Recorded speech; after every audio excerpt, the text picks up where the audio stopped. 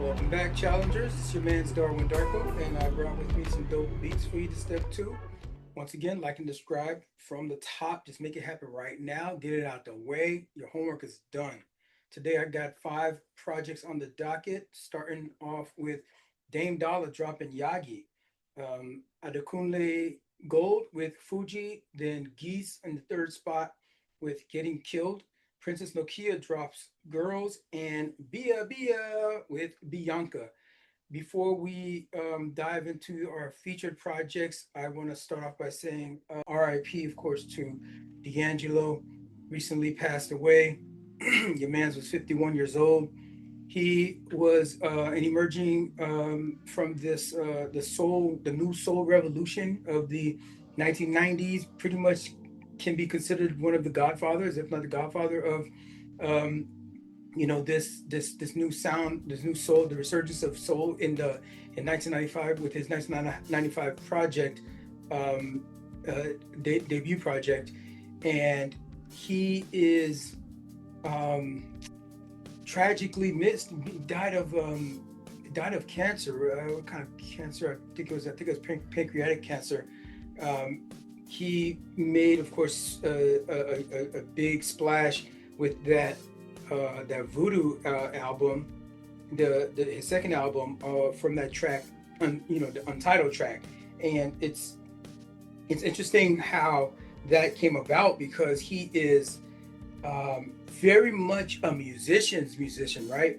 And I forgot who had that line. Was it Cole? I forgot. Maybe J. Cole had that line talking about even D'Angelo had to get naked to sell records, which he didn't have to, but kind of, so I guess sort of did because R&B and soul and stuff really took a hit around that time, and not a lot of people were checking for that. Hip hop was really on the rise and really up and coming. Alt rock was doing their thing, and he got pretty much half naked on well, you can't tell, but a little butt naked on the Untitled How Does It Feel video. And for him, he didn't like that because at the end of the day, he's actually a musician, and he regretted that he'd be at doing his shows trying to sing some of the songs, some of his more introspective stuff. Some of his trying to like look at these, like, look what I'm doing with these keys, right? Look what I'm doing with these lower for vocal flourishes, and women are just yelling at him, hey, take your shirt off, take your shirt off. So you kind of feel like, really feel objectified, and I know that is usually the plight of a lot of women artists. A lot of women artists lean into that sort of thing, but it really kind of like turned him off of the whole thing. That he had to do it for marketing purposes, but unfortunately, that was a little dark turn for him, thinking about like becoming really disillusioned with the industry, because that took him a long time to even come out with another project. In 2014, he dropped Black Messiah, which I think is one of the top 10 greatest albums of the 21st century. It's a revolutionary album. It is an unconventional album specifically for him. But this is the time when, the I think that the Trayvon Martin era. This is like the Michael Brown era, when like these things were happening and police shootings and stuff was happening, and it's really he covers a lot of those kinds of topics on that album. I think I might just have to do a retrospective on that project next week, next recording, because that Black Messiah was that much. It's him and the Vanguard, right? It's D'Angelo and the Vanguard, and I think I might have to do a revisit on that joint. But even that one was just as dope. So he, nothing but classic records. From Brown Sugar was his debut album. I forgot what that title was before. But like Black Messiah, I think I don't think I wouldn't say it's his best body of work, but like I think it's an important body of work for the genre, and of course for the messaging, and knowing that D'Angelo is that like cerebral type of musician type of artist. There was an article that was written up here from was this 12 on Your Side. It's a Virginia-based news agency. He's actually from the Richmond area, so On Tuesday, Richmond legend D'Angelo passed away at the age of 51, shocking fans and sparking conversation about pancreatic cancer. What's troubling with pancreatic cancer is this. It's number 10 in terms of incidence, but in terms of cancer-related deaths, it's number 3. Volsky said that pancreatic cancer deaths are expected to increase over the next 3 years, surpassing colorectal cancer for the second spot. He says symptoms often don't show up until it's too late. African Americans are seeing pancreatic cancer rates higher. Listen up, all my peoples out there. African Americans are seeing pancreatic cancer rates higher, and we already just read that symptoms don't often show up until it's too late. So what are you gonna do about it, right? So these rates show up in African Americans over other racial and ethnic groups in the country, according to the Pancreatic Cancer Action Network. We're seeing a higher rate in African American men, and specifically with pancreatic cancer. African American men often present later, and if they're presenting later, they're less likely to be able to get that surgery that can make a big difference in overall survival. A similar trend is being seen in colorectal cancer, which took the life of Black Panther star, which hit me hard, Chadwick Boseman in 2020. Studies from the American Cancer Society show that African Americans are 20% more likely to get colorectal cancer and 40% more likely to die from it. Now, they don't know exactly why, but there's a lot of correlation does not always equal causation. Most solid tumors have the highest incidence in African American populations. So this is not new news. But Dr. Kim Rhodes with the VCU Massey Comprehensive Cancer Center says the reasoning behind it isn't quite clear. Mental and socioeconomic factors could be contributing, as well as access to care. If you got that access, if you have opportunities, you have insurance, if you live in a place that has private healthcare, private doctors, and you don't just have to rely on emergency rooms for your care. You should take advantage of this, especially when you're getting upper in age. And right now, a lot of these the timing for some of these preventative kind of checks and screenings and stuff are the ages of mid 40s, right? They start maybe some stuff at 50, but for Black folks, for Black men particularly, it might have to be a little bit earlier. We might need to just say, hey, and advocate for yourself. Go to your doctor and be like, yo, I'm 35, I'm 38, or maybe okay, I'm 40, bump it, get it done right now. Let me get this happening. Let me get this happen. And right now I'm 43, so I'm coming up on that time where I need to get screening for some stuff. She says that I just want to be careful not to give the impression that because of the color of a person's skin, there is something baked into the DNA or genetics that would predict a higher incidence or rate of developing many of these solid tumors. While family history plays a factor, which I do have a history of cancer in my family, in both pancreatic and colon cancer, I'm not either of those two. Obesity and diabetes can also contribute. Obesity and diabetes, which, although there could be some genetic stuff happening there, we have some power to take some of that stuff into our own hands,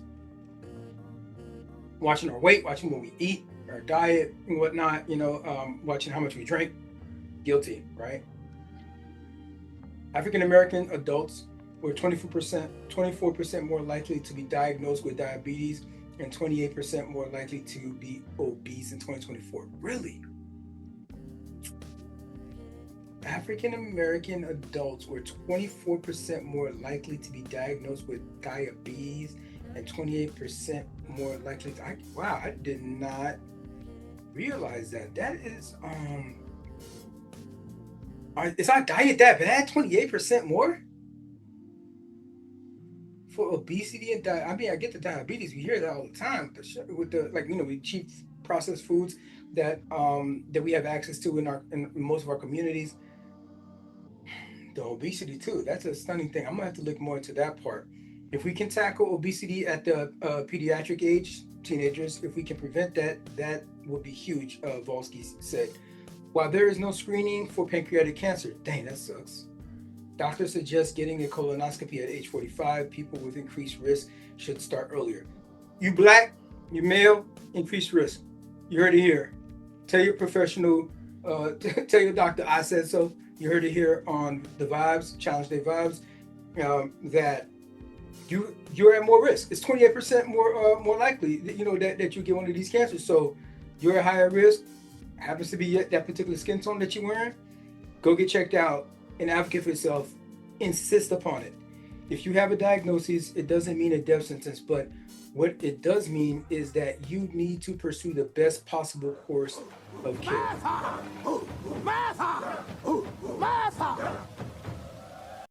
NBA star Damian Lillard, under his stage name Dame Dollar, has released a new album titled Y.A.G.I, which stands for You Achieve Greatness Internally. The album reflects a period of personal challenge for Lillard, who has been navigating health issues and questions about his basketball future.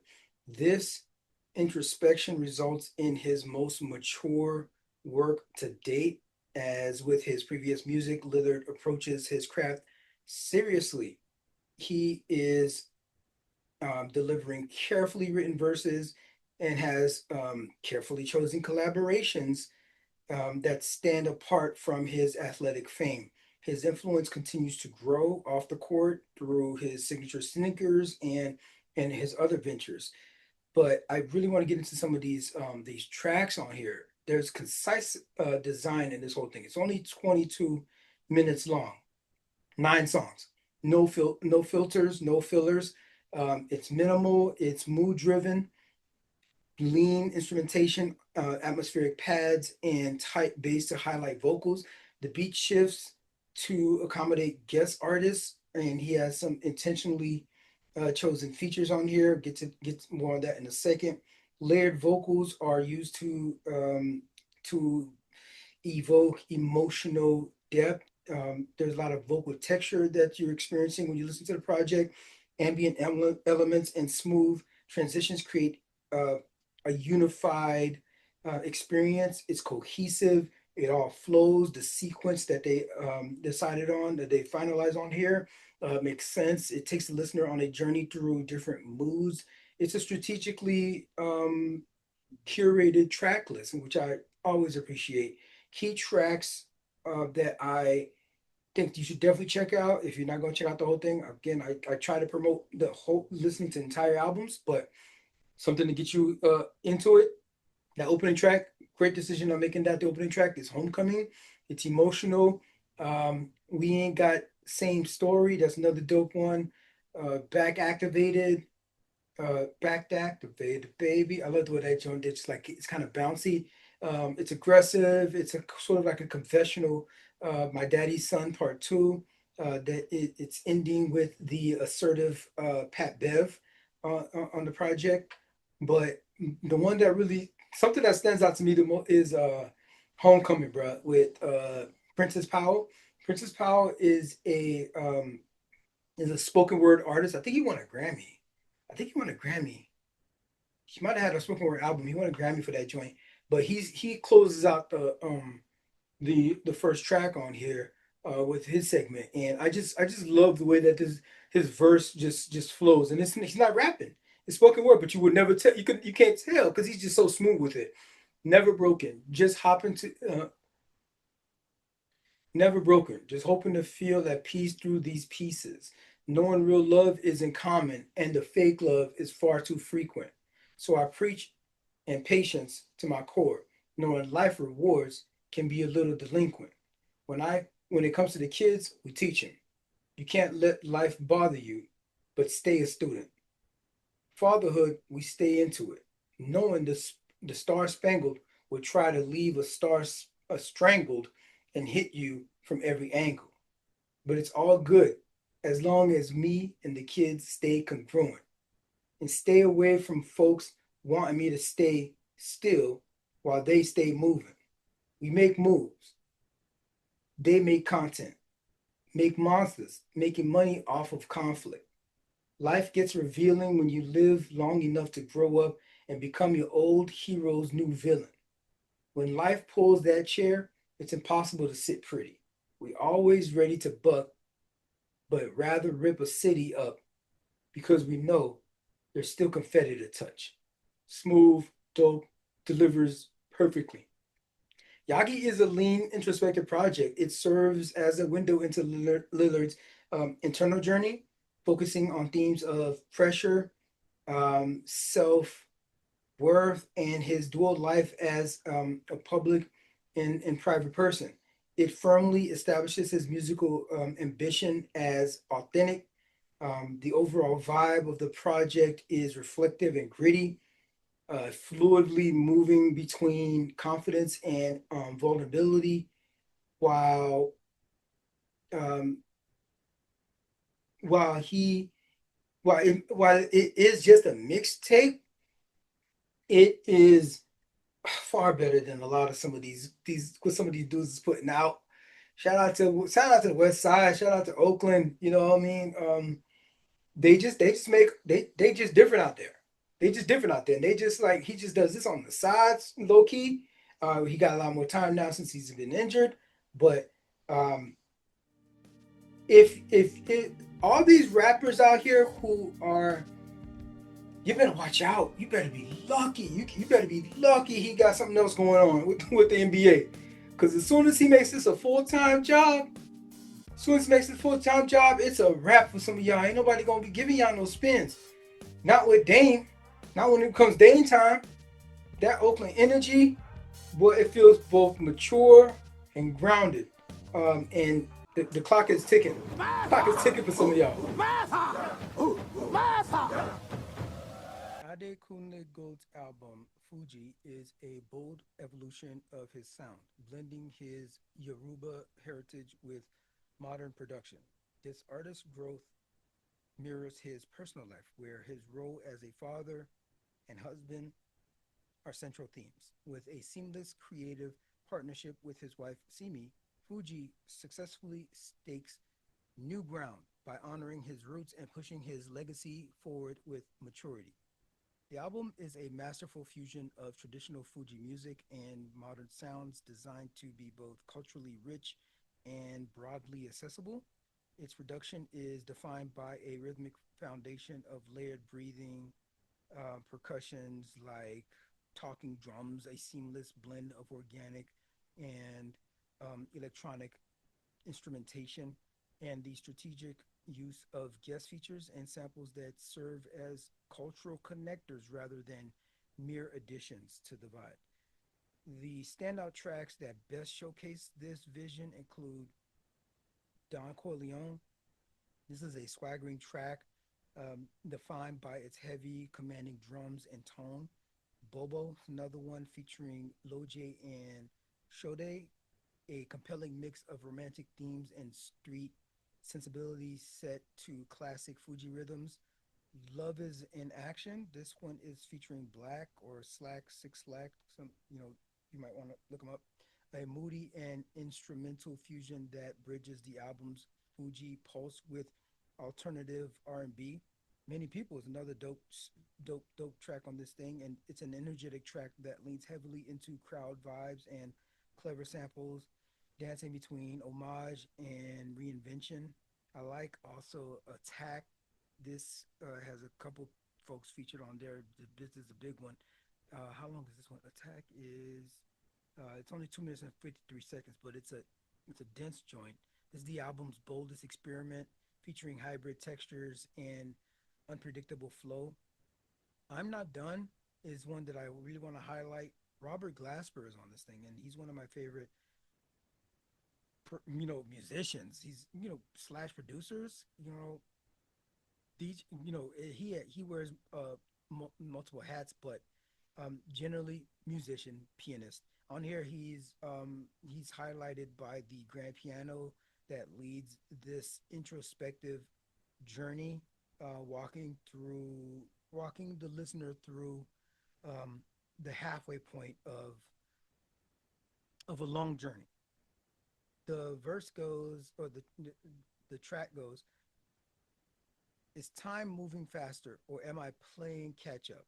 I got my eyes on the next one, always chasing more. When is it enough? Now I feel like seasons.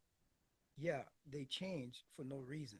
I want to dance on my birthday, celebrating more, to my favorite songs. See, I've been running and running. I'm always looking for something. Hope I don't get lost in my mind. I'm just a boy from the streets. Too many dreams to fit in one lifetime. Halfway there, so far gone. I'm not done. Halfway there, so far gone. I'm not done. Love that introspection. Love that journey. Love that reflection on life and being halfway done. And I hope you have, another. I don't know how old he is, but I hope he has another a long, prosperous other half to go. Um, Adekunle's Gold's Fuji is a bold fusion of the tradition and modernity. The album treats heritage as a dynamic force, not a relic, resulting in a rich cinematic experience by rooting himself in the past while still getting a chance to explore new sounds. Adekunle has crafted a potential modern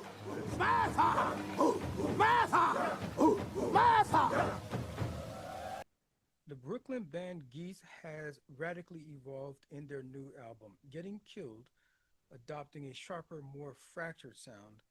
This is a new direction. It comes after the departure of founding guitarist Foster Hudson in 2023, solidifying their first studio effort as a quartet. The album's emotional rawness reflects frontman Cameron Winter's own solo exploration from the band's interim period. This thing is produced by the band, also by Kenny Beats. Kenny Beats is wild for me to learn that because he is mostly a hip hop R&B um, type producer, some jazz stuff, which makes sense because I'm feeling a lot of jazz interlaced throughout this project. The songs often break into passionate, shambolic structures. Sonically, it blends abrasive rock with unexpected elements like Ukrainian choirs, drum machines, and ambient textures, creating a compelling tension between grooves and chaos. This sonic identity is explored across a series of some standout tracks. The album opens up with this abrasive tone setting energy of Trinidad and offers a more accessible gateway in the lead single Taxes, which comes a little bit later in the project. It navigates contrast through the soul rock influenced Cobra, the emotionally anthematic Husbands, and the daringly unpredictable 100 Horses before concluding with the wandering, reflective quality of Long Island City, Here I Come, which leaves the listener with an open ended resolution. Grease and Getting Killed is raw, it's restless. This album blends punk, free jazz, and art rock. It deliberately avoids polish, using its rough edges to evoke a tense mix of anger, anxiety, and tenderness. Getting Killed is bold overall. It's challenging. It's a challenging album to listen to because it can get a little chaotic, um, but it finds its power in that instability. It's an intentionally difficult listen, trading ease for raw beauty and vulnerability. This is a record for those who don't mind leaning into the tension, signaling that the band is dedicated to defying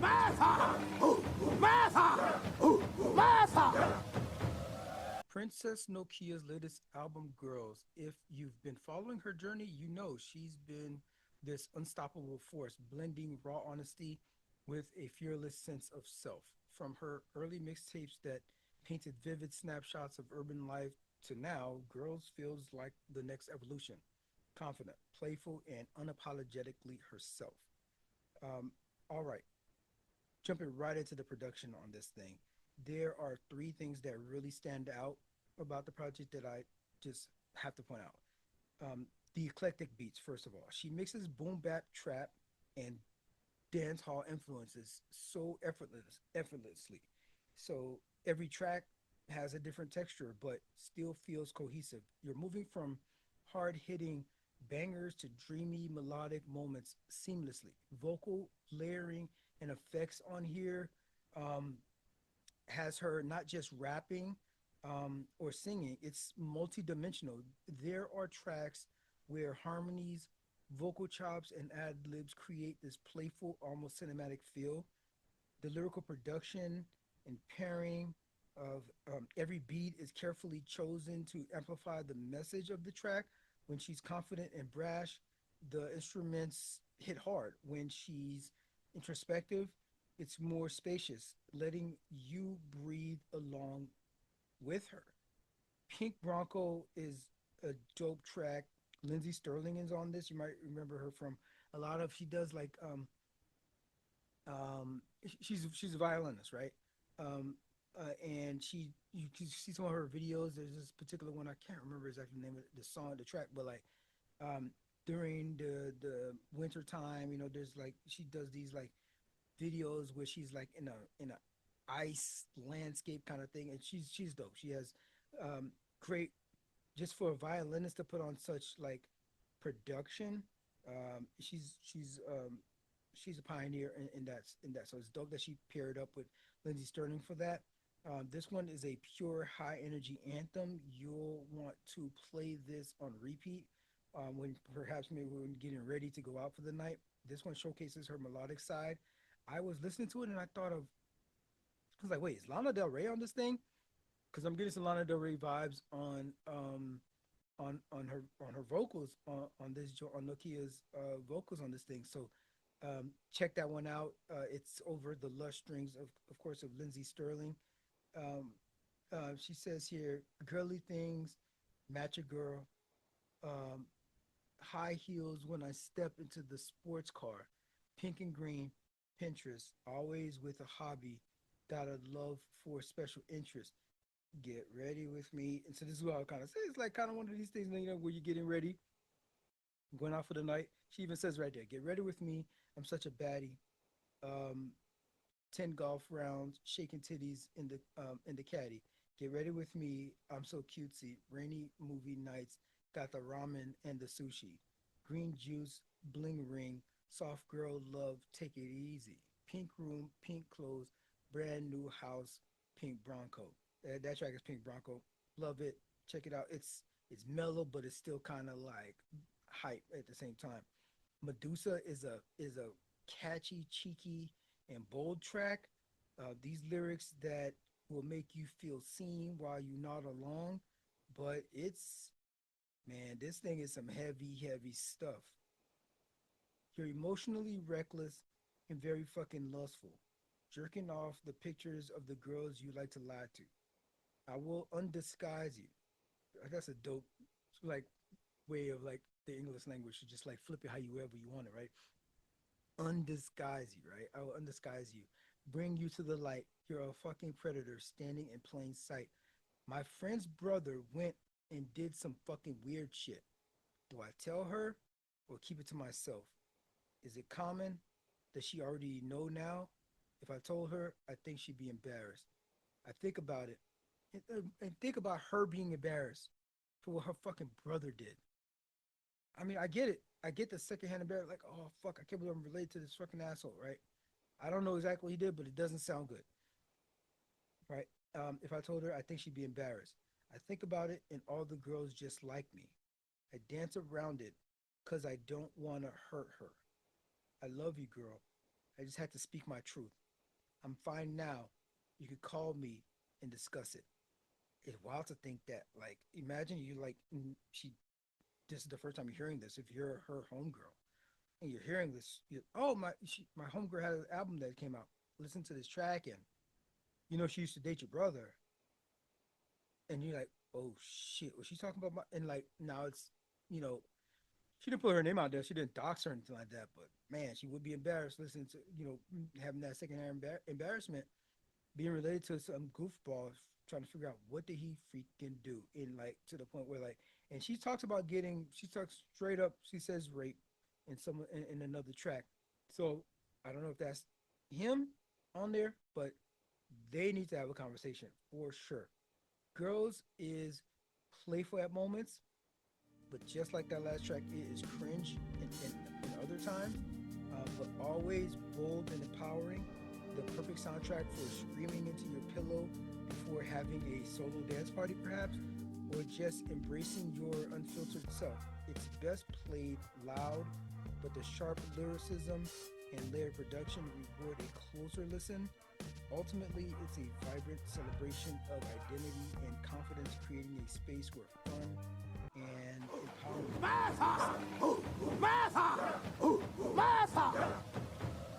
Boston rapper BIA makes a bold statement with her debut studio album Bianca.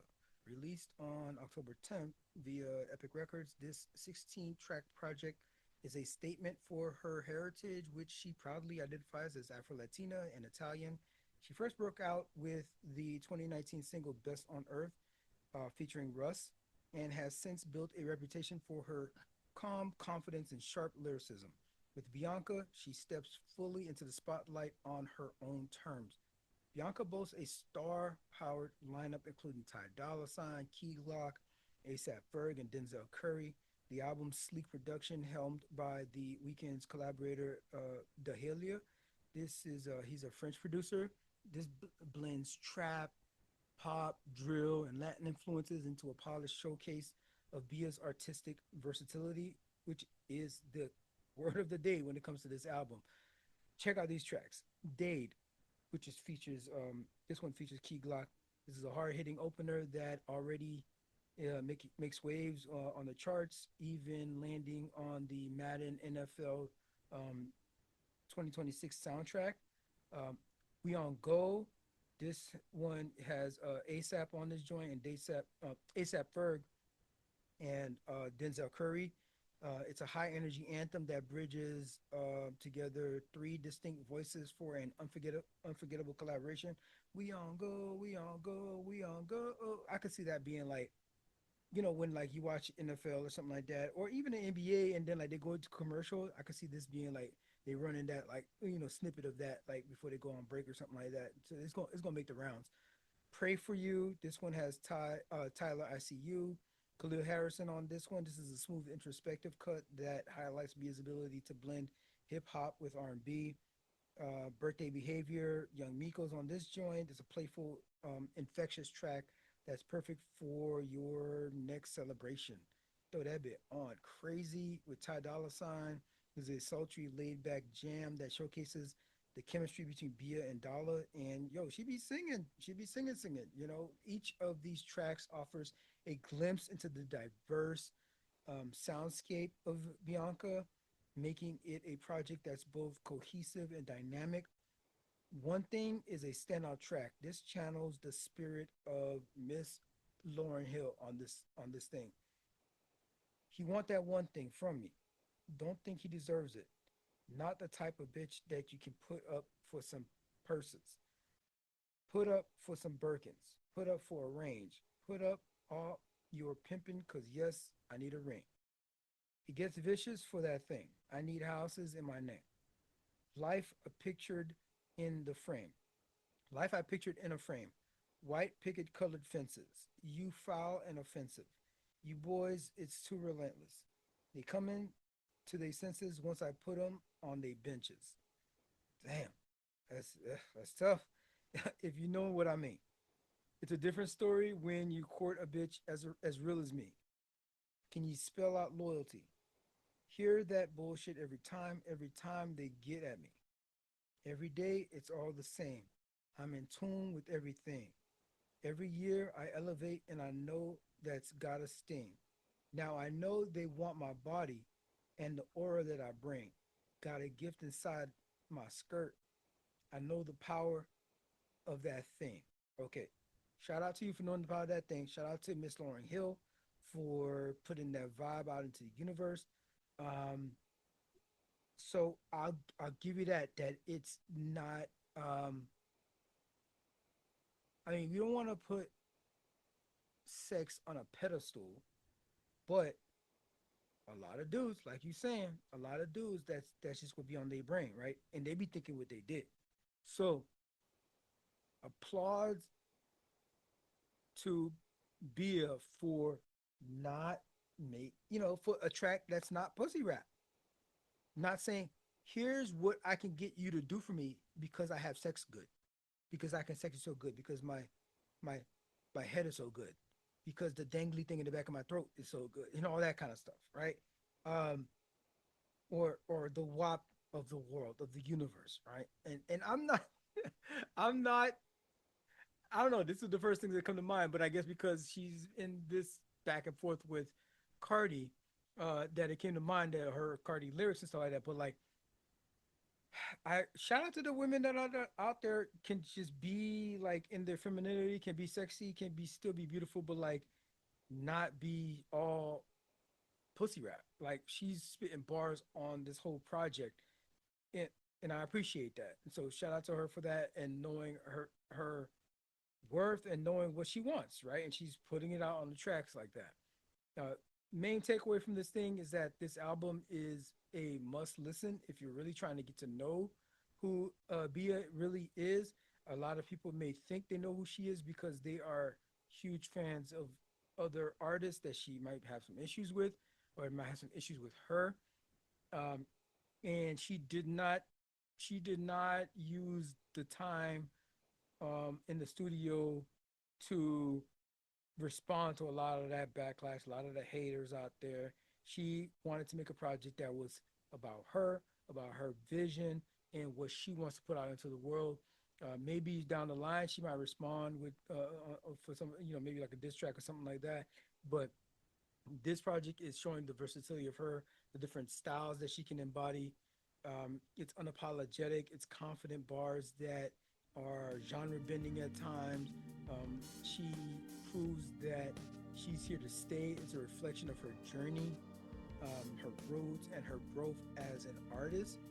As to the vibes, like I said, it's a little bit of everything. She showcases a variety of skills, flows, singing on there, but there's plenty of this project that is perfect for those late night sessions, vibing out with your friends. It's got that energy that makes you feel like you're on top of the world.